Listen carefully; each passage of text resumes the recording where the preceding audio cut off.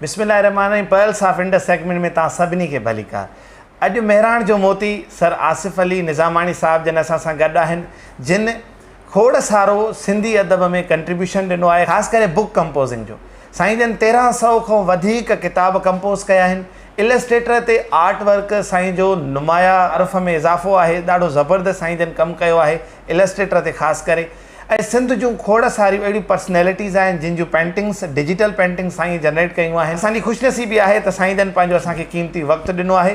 साईं जन खां पंहिंजे सफ़र, पंहिंजे लर्निंग्स, पंहिंजे एक्सपोजर में खोड़ सारो सिखण जी कोशिशि कंदासीं। इन सां गॾोगॾु साईं जन फ्रीलांसिंग बि कनि था, ऑनलाइन अर्निंग जंहिंखे असां चवंदा आहियूं। ॿाहिरनि मुल्कनि जूं खोड़ सारियूं कंपनियूं आहिनि जिन जे लाइ साईं कमु कनि था ऐं उन मां अर्निंग बि कनि था। असां इहो अॼु जे नौजवाननि जे लाइ खोड़ सारा अहिड़ा सवाल हू कीअं फ्रीलांसिंग जे दुनिया में अचनि, टाइपिंग जो स्कोप आहे नाहे, अचनि था त हू कहिड़ियुनि उन्हनि खे मुश्किलातुनि खे मुंहुं ॾियणो पए थो। सो अहिड़ा खोड़ सारा सवाल साईं जन खां कंदासीं। अचो त स्टार्ट कयूं था पंहिंजे सेगमेंट। सो सर महिरबानी, सर आसिफ़ साहब तव्हां असांखे पंहिंजो क़ीमती थैंक यू प्यारा, थैंक यू। अलाह साईं तव्हांखे सलामत रखंदो। सर असांजो सवाल त काफ़ी आहिनि जिन जे तरफ़ असां अॻिते वधंदासीं। तव्हांखे इहो ख़्यालु कीअं आयो त अखियूं बंदि करे या मतिलबु इन टाइपिंग जी दुनिया में वञिजे? तव्हां में खोड़ सारियूं सलाहियतूं आहिनि। जॾहिं त तव्हांजो कमु ॾिसंदा आहियूं त एडोब इलस्ट्रेटर ते कमाल जो कमु कयो था ऐं सिंध जी काफ़ी मायाना शख़्सियतूं आहिनि जिन जी तव्हां डिजिटल पेंटिंग्स ठाहियूं आहिनि। सर पोइ टाइपिंग ई छो? प्यारा साईं, हिकिड़े ॾींहुं वेठे वेठे हिकिड़ो दोस्त आयो ऐं उन चयो त यार तव्हांजी टाइपिंग त तमामु घणी तेज़ आहे, छो न तव्हां Guinness book of the world records ताईं पहुचो ऐं अप्लाई करे तव्हां पाकिस्तान जो नालो रोशन कयो। सो उन खां पोइ मूं Guinness book of the world records में अप्लाई कयो। इहो थियो ईअं त मूं बचपन खां वठी जॾहिं मुंहिंजी 8 साल उमिरि हुई त किताबनि जी कंपोज़िंग जो शौक़ु हुयो, न्यूज़पेपर्स जी कंपोज़िंग जो शौक़ु हुयो। पोइ उन शौक़ जे सिलसिले खे जारी रखंदे ऐं उहो सिलसिलो जंहिं महिल अची करे रोज़ीअ वारे सिलसिले ते पहुतो त अल्हम्दुलिल्लाह हींअर ताईं मूं पंहिंजी लाइफ में 1300 किताब कंपोज़ कया आहिनि, 1308 किताब।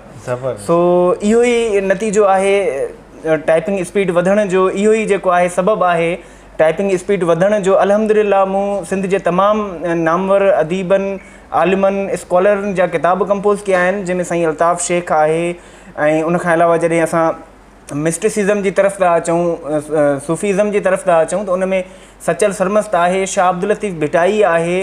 काफ़ी सारनि राइटर्स जा मूं किताब कंपोज़ कया आहिनि ऐं उन खां अलावा तहक़ीक़ी जर्नल कंपोज़ कया आहिनि, ॿाराणे अदब जा मैगज़ीन कंपोज़ कया आहिनि। सो इहो ई सबबु बणियो टाइपिंग स्पीड वधण जो। ऐं अल्हम्दुलिल्लाह हींअर मूं 6 डिफरेंट कैटेगरीज़ में Guinness book of the world records ॾे वर्ल्ड रिकॉर्ड ठाहिण जी दरख़्वास्त मोकिली आहे। सर छो त तव्हांजी काफ़ी सारी महारत आहे। सवें किताब ॿुधायो पिया त मूं टाइप करे या मतिलबु हिनखे कंपोज़ कयो आहे। हिकु आम माण्हू बि हिनखे आइडियलाइज़ करे थो, ख़ासि करे जॾहिं हुनखे जॉब हासिलु करणी हूंदी आहे इन शोबे में, टाइपिंग वारे शोबे में, त हू कहिड़े तरीक़े सां पंहिंजो रोड मैप ठाहे जो हू इन स्पीड ते पुॼे या इन कमाल ते पुॼे? सभ खां वॾी जेका ॻाल्हि आहे त नौजवाननि खे जेको इहो कमु आहे मुस्तक़िल मिज़ाजी सां करिणो पवंदो। हाणे जीअं ॾिसो अॼुकल्ह जूं असां वटि अख़बारूं थियूं अचनि, जेकॾहिं फ़र्ज़ु कयो तव्हां वटि कोई बि कमु न आहे त तव्हां डान खणी उनखे कंपोज़ कयो। डान खणी लिखो, काविश खणी लिखो, उन मां ईअं थींदो त तव्हांजी हिकु त यानी कि जेको आहे पढ़ण जी सलाहियत बि वधंदी, कैच करण जी सलाहियत बि वधंदी ऐं उन सां गॾोगॾु तव्हांजी स्पीड में बि इज़ाफ़ो थींदो। हाणे मां तव्हांखे हिकिड़ो पंहिंजो मिसाल थो ॾियां। नंढे लाइ जॾहिं मूं वटि कंप्यूटर बि न हूंदो हुयो, लैपटॉप बि न हूंदो हुयो, त मूं मार्केट मां हिकिड़ो 150 रुपए जो कीबोर्ड वरितो ऐं उनखे ॾिसी करे मां टाइप कंदो हुयुमि। सो रिसोर्सिस पंहिंजो पाण जेको आहे पैदा थी वेंदा आहिनि, पर मेन शइ आहे कम खे शुरूआति करणु। जेकॾहिं तव्हां कम जी शुरूआति वठंदव त रिसोर्सिस पंहिंजो पाण अलाह साईं जी ज़ात आहे, उहा पैदा कंदी आहे, मदद थी वञे। सो मां इहो चवणु चाहींदुसि नौजवाननि खे त स्टडी तरफ़ अचनि, किताबनि जी स्टडी कनि। जेकॾहिं तव्हां टाइपिंग जे थ्रू उन जी किताबनि जी स्टडी कयो था त तव्हांजा टाइपिंग स्किल्स बि वधंदा ऐं उन सां गॾोगॾु तव्हां में जेको आहे इल्म जी ओसिर बि थींदी। सही सर, इहा ॻाल्हि खुली आहे त तव्हां इहो बि सुवालु कंदासीं न, टाइपिंग जो स्कोप आहे? अगरि कोई बंदो पंहिंजी उन में वक़्तु ॾिए थो, डेडिकेशन ॾिए थो, त उनखे कुझु नज़र अचे त आहे अहिड़ो स्कोप? हिन वक़्तु मौजूदा दौर में मसनूही ज़हानत, आर्टिफिशियल इंटेलिजेंस जे अचण खां पोइ या मुख़्तलिफ़ OCRs जेके आहिनि उन्हनि जे अचण खां पोइ टाइपिंग जो हींअर को बि स्कोप न आहे।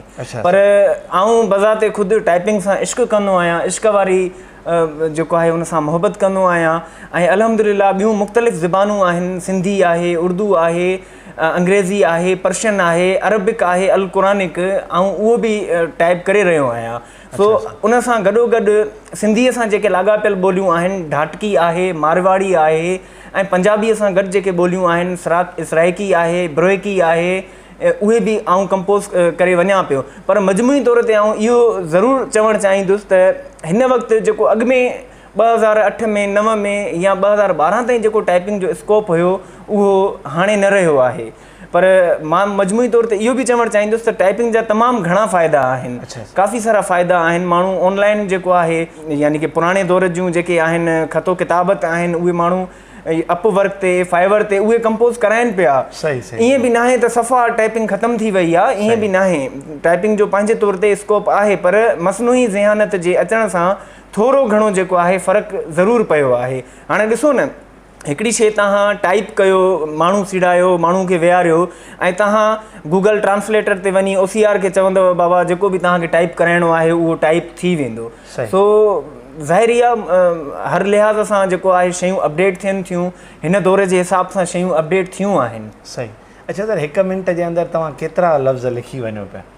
प्यारा साईं, ही कुझु वक़्तु अॻु में जी जेको आहे टेस्ट आहे, 1 मिंट में आउं सिंधी में 202 वर्ड्स पर मिनट लिखी सघां थो। अखियुनि ते पटी ॿधी तोड़े कंप्यूटर कीबोर्ड खे ॾिसी करे ऐं 202 वर्ड्स लिखी सघां थो सिंधी में। ऐं उन खां अलावा उर्दू आहे, उर्दू में बि तक़रीबन साॻी रफ़्तार आहे, इंग्लिश आहे, इंग्लिश में वरी थोरी घटि आहे इन खां, ऐं उन खां अलावा पर्शियन आहे, फ़ारसी आहे, उन में वरी अञा थोरी घटि थींदी, अरबिक आहे, अल क़ुरानिक जो तव्हां भरिसां मुंहिंजे वेहंदव ऐं जेकॾहिं तव्हां काई बि आयत पढ़ंदव त आउं उनखे अखियुनि ते पटी ॿधी ज़ेरुनि ज़बरुनि सां तव्हांखे टाइप करे ॾेखारींदुसि। सो ॿोलीअ सां डिपेंड करे थो, पंहिंजी ॿोली आहे उन में त माण्हू शींहं आहे। सही माशाल्लाह। अच्छा सर, असां हिकिड़ो जेको नौजवाननि में फ़ुक़दान ॾिसूं पिया, सिंधी ज़बान में ख़ुदि इलाही असां सां इशूज़ थींदा आहिनि, ख़ासि करे लिखण में। तव्हां में इहा पकावट कीअं आई? यानी तव्हां अरबी प्रोनाउंस करण में उनजा उचार, ज़ेरियूं, ज़बरियूं, इन्हनि जी स्टडी, छो त लिखणु त बाद में आहे, पहिरियों हुनजी स्टडी तव्हांजी कीअं एॾी स्ट्रॉन्ग थिए जो लिखी वञो था उनखे एॾे सुठे अंदाज़ में? सभ खां पहिरियां त मां इहो चवणु चाहींदुसि त मुंहिंजी जेका पोस्टिंग हुई उहा सचल चेयर शाह अब्दुल लतीफ़ यूनिवर्सिटी में हुई। ऐं गज वक़्तु उते जेको आहे रहियुमि त उते असां सचल शनासीअ जे हवाले सां कमु कंदा हुआसीं, सचल साईं जे हवाले सां कमु कंदा हुआसीं। ऐं सचल साईं असांजो हफ़्ते ज़बान शाइर आहे ऐं शाइरी उनजी कंपोज़ करण जो मौक़ो मिलियो ऐं उते तहक़ीक़ी जर्नल्स कंपोज़ कया, जंहिंसां स्पीड बि वधी ऐं रोज़गार जो ज़रियो बि बढ़ियो ऐं अञा बि वधीक जेको आहे उत्साह बि मिलियो त इन्हनि ज़बानुनि में जेको आहे कंपोज़िंग कजे।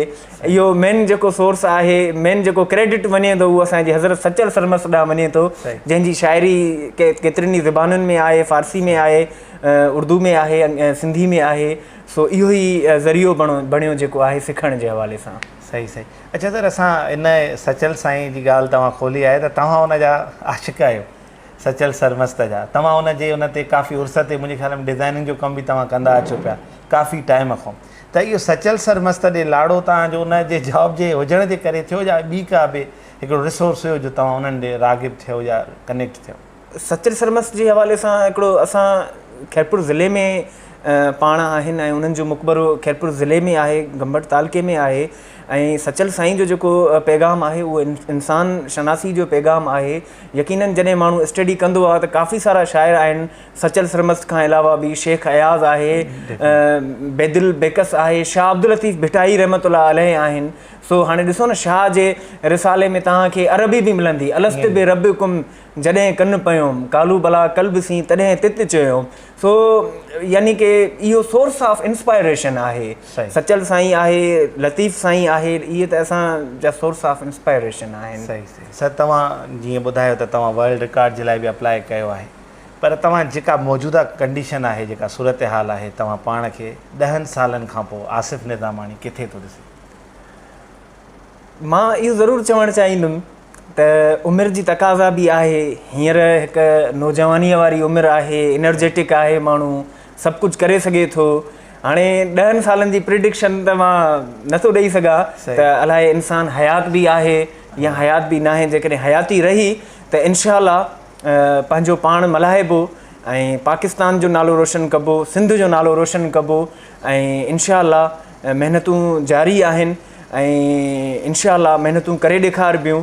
सो कमु त आहे क़ाइदे आज़म मोहम्मद अली जिन्ना जिन जो कौल आहे त कमु ऐं सिर्फ़ु कमु जेके माण्हू कम सां इश्क वारो लगाव रखनि था इश्क कनि था त उन्हनि जो कमु कॾहिं बि जेको आहे सो ख़तमु नथो थिए।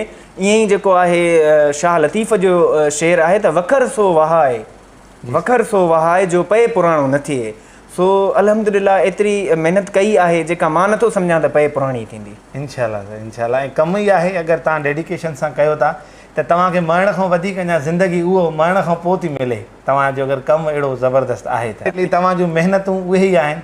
ख़ुदा कंदो तव्हांखे जेको आहे सो वॾी ॼमार मिलंदी हिन दुनिया में वञण खां पोइ बि तव्हां ज़िंदा हूंदव इंशाल्लाह। आस इहा ई आहे त जीअं पंहिंजे पाकिस्तान जी ख़िदमत करे सघिजे। ऐं उन खां अलावा मूं शाह लतीफ़ जो काफ़ी सारो कलाम जेको आहे उहो इलिस्ट्रेट कयो आहे। जीअं का बि ॿोली ॻाल्हाईंदड़ माण्हू उहा सिट ॾिसी करे शाह लतीफ़ जी उहा सिट ॾिसी करे उन शेर जे मफ़हूम खे सम्झी सघे थो। ऐं इहो पंहिंजी महिनत पाण तहत जेको आहे कमु आहे कंहिं बि सरकारी इदारे जी सपोर्ट न आहे। सो मूं अॻु में बि इहो चयो त इल्म सां इश्क़ आहे ऐं इल्मु जेको आहे उहो त हिकिड़ो बुलंद अलम आहे ऐं इंशाअल्लाह जियो आहे त इन आविशुनि खे ज़रूरु अॻिते कंटिन्यू कबो। जीअं त सर तव्हांजो एडोब ते बि माशाअल्लाह ॾाढो ज़बरदस्तु कमु आहे। पहिरियों त इहो तव्हां खां पुछंदासीं त तव्हां एडोब जे इन डिजिटल आर्ट जे तरफ़ कीअं आहियो मतिलबु कीअं तव्हां इन तरफ़ लाड़ो कयो? बिल्कुलु प्यारा इहो बि यानी कि ईअं ई आहे त शुरूआती दौर में हिकिड़ो उरूज हलियो ॾाढो यानी कि पेंटिंग्स ठाहिण जो टाइटल्स ठाहिण जो। अल्हम्दुलिल्लाह हिन वक़्तु ताईं मूं सिंधी अदब जे 200 खनि अदीबनि जा जेके किताब आहिनि उहे हिन वक़्तु ताईं उन्हनि जा टाइटल्स डिज़ाइन कया आहिनि जिन में असांजे सचल साईं जा किताब आहिनि शाह लतीफ़ ते किताब आहिनि शेख अयाज़ ते किताब आहिनि ऐं असांजो इदारो आहे पोपट पब्लिशिंग हाउस उन जा काफ़ी सारा किताब आहिनि जेके मूं डिज़ाइन कया आहिनि टाइटल उन्हनि जा डिज़ाइन कया आहिनि इलिस्ट्रेट कया आहिनि। इहो ई सबबु बणियो ग्राफिक डिज़ाइनिंग में अचण जो। ऐं इहो कमु मूं 2000 तक़रीबन 11 में शुरू कयो। उन में मुख़्तलिफ़ सॉफ्टवेयर्स आहिनि कोरल ड्रा आहे AI इलिस्ट्रेटर आहे फोटोशॉप आहिनि उन जा ॿिया काफ़ी सारा एक्सटेंडेड वर्जन्स बि आहिनि उन्हनि ते जेको आहे ऐं इहे टाइटल्स डिज़ाइन कंदो आहियां। मुख़्तलिफ़ शाइरनि जो जेको आहे पैगाम आहे उहो डिज़ाइन कंदो आहियां ऐं इहो ई मुंहिंजे डिज़ाइनिंग जे तरफ़ अचण जो इहो ई सबबु बणियो। ऐं उन खां अलावा काफ़ी सारा पिनाफ्लेक्सिस आहिनि या सर्टिफिकेट्स आहिनि ब्रोशर्स आहिनि यानी कि हर क़िस्म जी जेका डिज़ाइनिंग आहे ऐं उहा करे सघां थो। सही मतिलबु सर इन दौर सां खुले में मिलायूं अचो पिया। बिल्कुलु ईअं ई आहे। ॾिसो न जीअं अॻु में ॿुधाए विया त टाइपिंग जो स्कोप घटि थी वियो आहे त उन सिलसिले में असां पाण खे अपग्रेड कयो ग्राफिक डिज़ाइनिंग जी तरफ़ आयासीं उन खां पोइ इलिस्ट्रेशन्स जी तरफ़ आयासीं।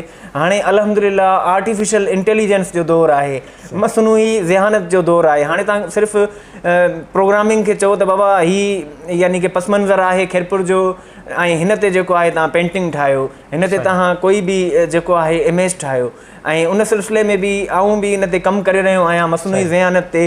मूं खैरपुर जे जेको आहे पस मंज़र में काफ़ी सारियूं शयूं ठाहियूं आहिनि ऐं उन खां अलावा इंडस रिवर ते कमु कयो आहे ऐं उन खां अलावा असांजे खैरपुर में मीरवा कैनाल आहे उन ते काफ़ी सारो कमु कयो आहे। इंशाअल्लाह मसनूई ज़हानत में बि अॻिते अची करे पंहिंजो पाण ज़रूरु मल्हाइबो। सही अच्छा सर तव्हां कमु त माशाअल्लाह काफ़ी कयो आहे एडोब में। तव्हांजी का अहिड़ी पेंटिंग जेका तव्हांखे वधीक वणंदी हुजे जेको तव्हां मतिलबु उनखे तख़लीक़ कयो हुजे?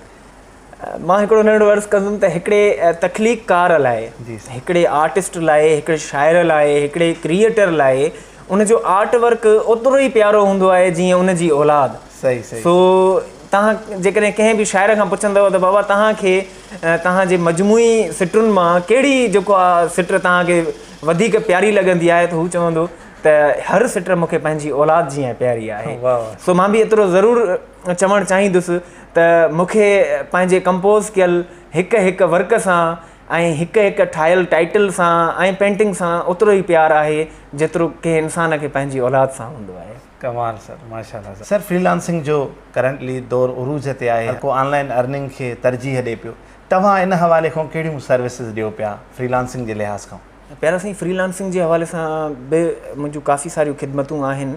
असांजो आहे दुबई में काफ़ी सारियूं कंपनीज़ आहिनि उन्हनि जी आऊं डिजिटल मार्केटिंग कंदो आहियां। उन खां अलावा ॿिया काफ़ी सारा इदारा आहिनि कल्चरल आहिनि सिंध हेरिटेज म्यूज़ियम आहे USA टेक्सिस में, ऐं उन्हनि जे लाइ बि जेको आहे आर्ट वर्क क्रिएट कंदो आहियां। ऐं उन खां अलावा असांजी Sindhi association of North America साना आहे, जंहिंजो गुज़िरियल साल मूंखे साना अवॉर्ड बि मिलियो।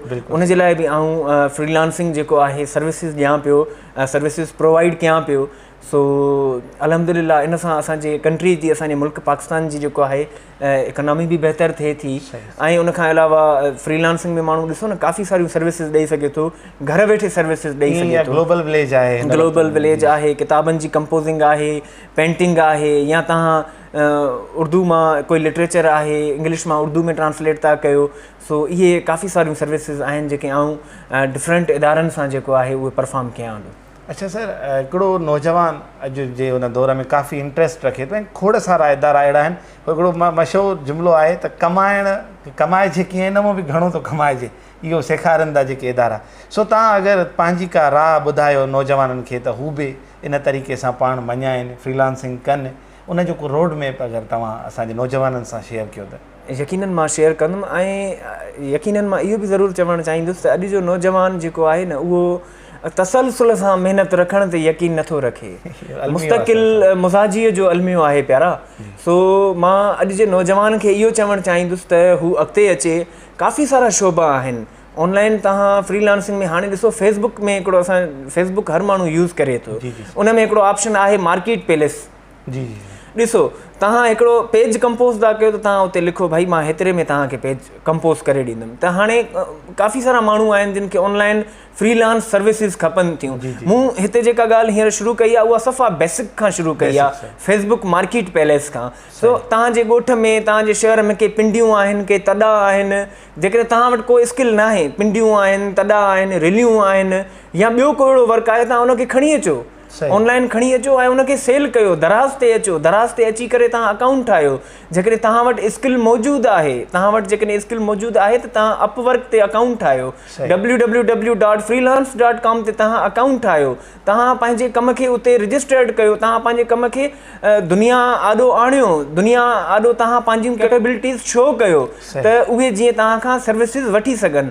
सो मां इहो ज़रूरु चवणु चाहींदुसि नौजवाननि खे त डिजिटल जेका दुनिया आहे, डिजिटल जेका मार्केटिंग आहे, उन तरफ़ ज़रूरु अचनि। जेको बि तव्हां वटि आहे, जेको बि कुझु तव्हां करे सघो था, तव्हां वटि कंप्यूटर न आहे भले, तव्हां पंहिंजे मोबाइल मां ई जेको आहे असाइनमेंट्स टाइप करे सघो था। ॿियो घणो कुझु हींअर त चैट GPT अची वई आहे, चैट GPT ते तव्हां मज़मून लिखी सघो था, स्पीचिस लिखी सघो था, यानी कि खोड़ सारा रस्ता आहिनि जेको आहे ऑनलाइन अर्निंग करण जा, खोड़ सारा रस्ता आहिनि। जेकॾहिं कंहिं बि नौजवान खे क्यूरी जी जेको आहे मुंहिंजे तरफ़ां हेल्प जी ज़रूरत हूंदी आहे, ऐं हरदमि जेको आहे ऑन बोर्ड आहियां उन्हनि जी रहनुमाई करण लाइ। कंहिं बि मोड़ ते उन्हनि खे का बि जेको आहे हेल्प जी ज़रूरत पए थी, या किथे बि कंहिं बि सिखिया जी ज़रूरत पए थी, मां पंहिंजा स्किल्स उन्हनि ताईं प्रोवाइड करण जे लाइ तयारु आहियां। सही सर, तव्हां सां नौजवान राब्तो कहिड़े तरीक़े सां करे सघनि था? असांजे हिन प्लेटफॉर्म तां तव्हां उहो बि उन्हनि खे रहनुमाई कजो, अगरि इन्हनि में उन्हनि खे का गाइडेंस खपे थी त। प्यारा ही डिजिटल दौर आहे, हर जॻह ते मौजूदु आहियूं। इंस्टाग्राम आहे, फेसबुक आहे, व्हाट्सएप आहे, लिंकिन आहे, ट्विटर आहे, जिते किथे मौजूदु आहियूं। जिते मैसेज ईंदो असां उन्हनि जी मदद कंदासीं। सो मां तव्हां सां जेको आहे पंहिंजो नंबर शेयर कयां थो, ऐं उन खां अलावा पंहिंजूं कॉन्टेक्ट डिटेल्स शेयर कयां थो। If anyone is coming towards technology, so इंशाल्लाह आई विल सपोर्ट इंशाल्लाह। मां उन्हनि दोस्तनि जी जेको आहे आजियां कंदुमि त हू बि अॻिते अचनि, हू बि पाकिस्तान लाइ ख़िदमतूं कनि, हू बि सिंध लाइ ख़िदमतूं कनि, ऐं जेको आहे उन्हनि सां ईअं थींदो त उन्हनि जे घर जी किफ़ालत बहितर हलंदी, ऐं उन खां अलावा जेको आहे हिन मुल्क जी जेको आहे इकोनॉमी तमामु बहितर थी वेंदी। अच्छा सर, तव्हां कहिड़ी पर्सनैलिटी मां मुतासिर आहियो? मूं से ॾिठा माउ, जनी ॾिठो परींहं खे। काफ़ी सारियूं शख़्सियतूं आहिनि जिन में असांजी सिंध जो अज़ीम मुफ़क्किर हज़रत शाह अब्दुल लतीफ़ भिटाई रहमतुल्लाह अलैह आहे, जंहिं इहो पैगाम ॾिनो त करखणा लाहे सुख न सुता कॾहिं, ओसीअड़ो आहे खाउड़नि खे पंध जो। असांजा तमामु वॾा नाला आहिनि सिंधी अदब जा, लिटरेचर जा, आर्ट जा। अयाज़ गुल साहब आहिनि, ऐं उन खां अलावा क़ुर्बान मंगी साहब आहिनि, ऐं उन खां अलावा साईं अल्ताफ़ शेख साहब आहिनि, मशहूद काज़ी साहब आहिनि। असांजा खोड़ सारा साईं आहिनि जेको आहे भा असद अली शेख साहब आहिनि। खोड़ सारियूं शख़्सियात आहिनि जिन मां आऊं तमामु घणो मुतासिर आहियां, ऐं उन्हनि खे ॾिठो आहे हू कीअं कमु कंदा आहिनि। ऐं मां इहो ज़रूरु चवणु चाहींदुसि त मां क़ाइदे आदम मोहम्मद अली जिना रहमतुल्लाह मां बि मुतासिर आहियां, जिन इहो चयो त कमु कमु ऐं सिर्फ़ु कमु। ऐं तव्हांखे ॾिसूं पिया तव्हां सिर्फ़ु कम में ई आहियो। माशाल्लाह सर, तमामु बहितर। सर सवालु आहे तव्हां खां त असांजा जेके नौजवान कमु शुरू कनि था या कमु करणु चाहिनि था, उन्हनि खे फाइनेंशियल क्राइसिस काफ़ी मतिलबु उन्हनि खे फेस करिणो पए थो उन्हनि सां, ऐं तव्हां बि इन्हनि मरहलनि मां गुज़रिया आहियो। तव्हां जे नज़र में इन जो हल छा आहे? इन जो हल इहो आहे त गवर्नमेंट खे इंक्यूबेटर्स सेंटर्स खोलणु घुरिजनि ऐं उन खां अलावा फैसिलिटेट कयो वञे नौजवाननि खे त जिते हू पंहिंजो कमु खणी अची करे सघे ऐं उन्हनि खे कुझु उन कम मां अर्निंग थिए। सही। त गवर्नमेंट उन्हनि जी जेकॾहिं माली सहायता कंदी त उन्हनि जी हौसला अफ़ज़ाई थींदी। सही। ऐं हू मायूस न थींदा, हिकिड़ो स्टार्ट मिली वेंदो, उन्हनि खे हिकिड़ो स्टार्ट मिली वेंदो। असां वटि ईअं थींदो आहे त नौजवान ईंदा आहिनि, उन्हनि खे सही गाइडेंस न मिली सघंदी आहे, सही उन्हनि खे लीडरशिप न मिली सघंदी आहे, जंहिंजे करे काफ़ी सारा मायूस थी करे उहे हलिया वेंदा आहिनि। सो मूं Guinness book of the world records में 2014 खां वठी आऊं कोशियान आहियां। ऐं इहो ज़रूरु चवणु चाहींदुसि त जेके मुंहिंजा पर्सनल कॉन्टेक्ट्स आहिनि, पर्सनल दोस्त आहिनि, उन्हनि गिनीज़ बुक जी फ़ीस बि अदा कई आहे। ऐं उन खां अलावा मूं पंहिंजी मदद पाण तहत बि उन्हनि जी डॉलर्स में फ़ीस बि अदा कई आहे। जेकॾहिं हुकूमती सतह ते इन कम जी मालिकी थींदी ऐं हुकूमती सतह ते इन फ़न जी मालिकी थींदी त जेको आहे पाकिस्तान जो नालो रोशन थींदो। हाणे हिकिड़ो माण्हू आहे जेको 6 वर्ल्ड रिकॉर्ड ठाहिणु चाहे थो।